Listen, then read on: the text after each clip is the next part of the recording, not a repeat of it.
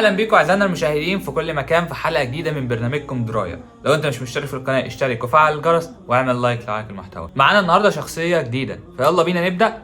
يلا بينا. الاسلام بيخرج دايما للعالم امثال ملهاش نظير، تربوا على ايد النبي عليه الصلاه والسلام، نشأوا على طاعه الله ومحبه الرسول صلى الله عليه وسلم، وقدموا حياتهم بلا مقابل في سبيل الدين وسبيل الدعوه الى الله. ومن امثله الناس دي سيف الله المسلول خالد بن الوليد. مين بقى هو خالد؟ هو خالد بن الوليد بن المغيرة المخزومي القرشي. دخل الإسلام بعد صلح الحديبية. هو قائد عسكري وصحابي مسلم. لقبه الرسول صلى الله عليه وسلم بسيف الله المسلول، وكان بيعرف بدهائه اللي هو ذكائه يعني، وحسن تصرفه وقيادته في المعارك اللي شافوها. نشأ خالد بن الوليد مع والده اللي خلاه نشأة عربية أصيلة، فعلمه أصول الشجاعة، الرجولة، الفروسية، استخدام السيف، ركوب الخيل، رمي السهام، استخدام القوس، وكل فنون ومهارات القتال، عشان يكون فارس مغوار ما بيخافش من الموت زيه زي قبيلته. فهم من أمهر الفرسان في شبه الجزيرة العربية. أما بالنسبة بقى لعبقريته والاستراتيجية اللي هو بيتبعها في الحروب، ظهرت أول حاجة في غزوة أحد، وده لما تخلف الرماة خلف جيش المسلمين وتركوا موقعهم وانشغلوا ان هم يجمعوا الغنائم، عشان في اللحظه دي خالد بن الوليد يدرك الخلل اللي حصل عشان يحاصرهم ويهجم عليهم ويكون سبب في هزيمه المسلمين بعد انتصارهم. اول معركه شارك فيها خالد بن الوليد بعد اسلامه هي معركه مؤتة.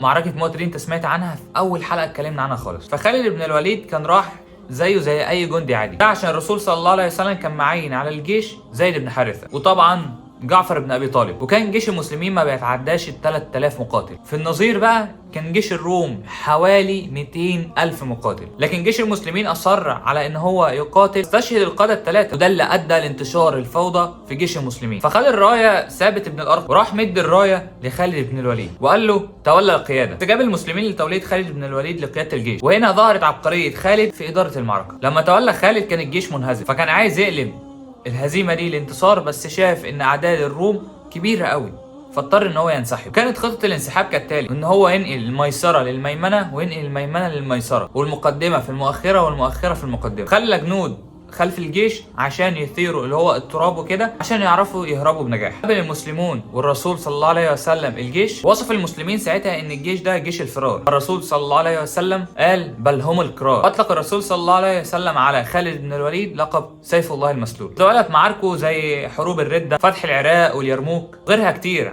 عشان ينتصر القائد الشجاع ويرفع راية الاسلام. وبس كده نكون وصلنا لنهاية حلقة النهارده. نشوفكم بكره ان شاء الله. السلام عليكم.